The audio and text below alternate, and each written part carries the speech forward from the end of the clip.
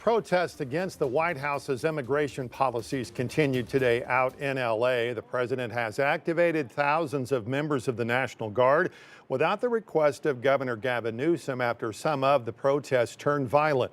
L.A. Mayor Karen Bass issued a curfew tonight for downtown L.A. after reports of vandalism across the area, several arrests over the past few days as well. And now the movement has reached our area. Demonstrators in Fort Smith standing in solidarity tonight with those impacted by ICE operations, saying the message is clear. They won't stay silent while their neighbors are targeted. 5 News reporter Lauren Spencer shares how those locally are supporting those in LA. Showing the solidarity and the love that you have for your fellow neighbors and the Latino community is the best thing that we can do right now. In the heart of Fort Smith, a group of protesters gathered, not just to speak out against local issues, but to show support for communities thousands of miles away. There has been a lot of discourse and a lot of solidarity between the Latino community in that area, and we wanted to show our solidarity with those in California. Now, this demonstration isn't as big as the ones we're seeing across the nation, but people have showed up here lining Garrison Avenue, and they say their message is clear. They're calling for an end to mass deportations carried out by ICE under the Trump administration. I believe that God loves all the same, and so I stand in solidarity with my neighbors who are being discriminated. Dawn Chesler, a United Methodist minister, says she came to stand for those who can't. I'm a person of privilege. I can go to Home Depot and I don't have to worry. I can apply for a job or work someplace. I don't have to worry right now. But I stand with privilege for those who are not able to stand right now. For Chesler and many others, Fort Smith's diverse identity makes this personal. The most diverse school in the state is right down the street. It has always been a place where people of all skin colors and immigrants have been welcome and have chosen to make their home. The message for those driving by, they say you're not alone. There is a community here that stands with them. In Fort Smith, covering news where you live, Lauren Spencer, 5 News. Well, I think it's absurd that they've allowed what is going on in California to take place. The fact that they're choosing rioters and criminals over American law enforcement is absolutely absurd. They've picked crazy over normal.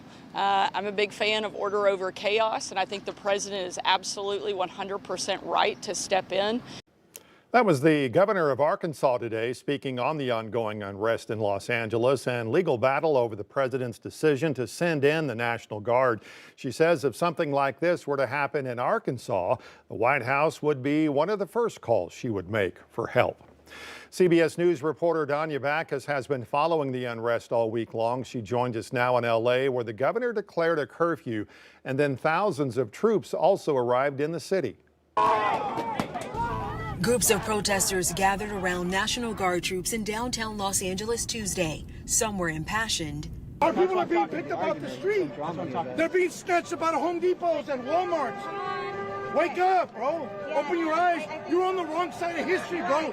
You need to be here with us.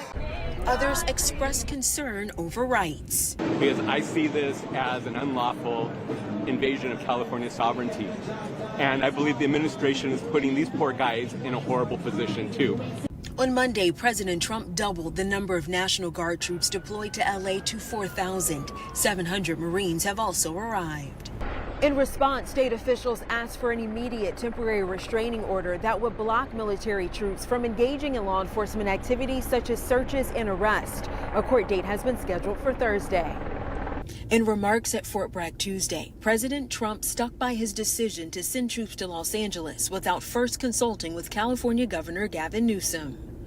We will use every asset at our disposal to quell the violence and restore law and order right away. We're not going to wait 7 days and 8 days and wait for a governor that's never going to call and watch cities burn.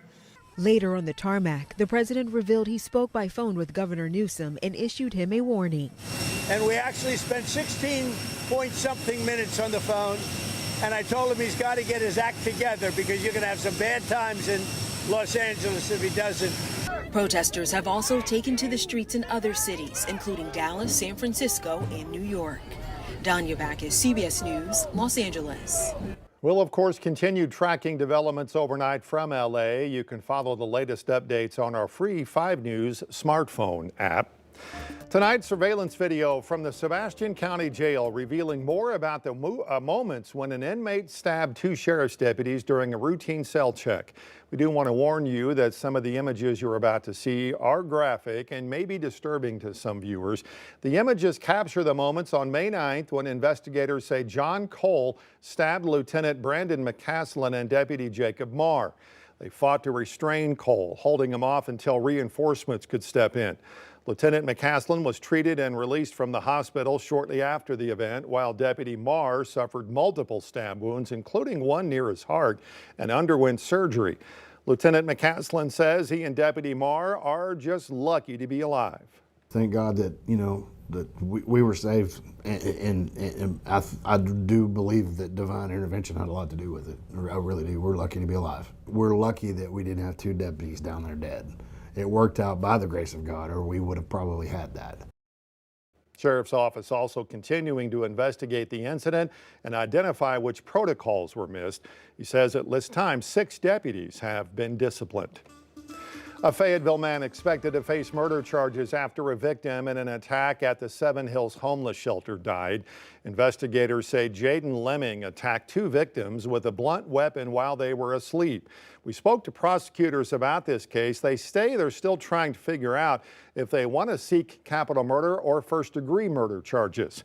Police are also investigating if anybody else was involved in that attack. Is claiming that he carried this attack out as a result of somebody telling him to do so. There is also additional information that the intended victims were not the people that actually were injured in this case. Lemming is being held tonight in the Washington County Jail. We'll, of course, bring you any updates on the upgraded charges once prosecutors make that decision. We're also following developments in former reality TV personality Josh Duggar's efforts to file a new appeal. He was convicted of possessing child sexual assault materials, and the Supreme Court already denied one appeal last year. Today, a federal judge denied his request for a new lawyer. Duggar is asking for the new attorney in order to review his allegations of constitutional violations in his case. USDA has now signed off on Governor Sarah Huckabee Sanders' plan to revamp Arkansas' Supplemental Nutrition Assistance Program. It means the state will soon ban you from using SNAP benefits on certain types of unhealthy food like soda, candy, and snacks. Arkansas now joins 6 other states in similar pushes.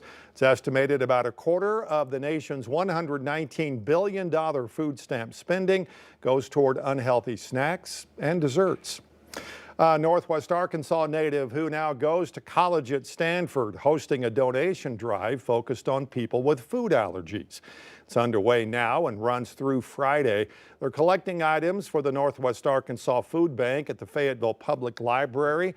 They're asking you to give gluten-free foods, dairy-free products, and nut-free snacks.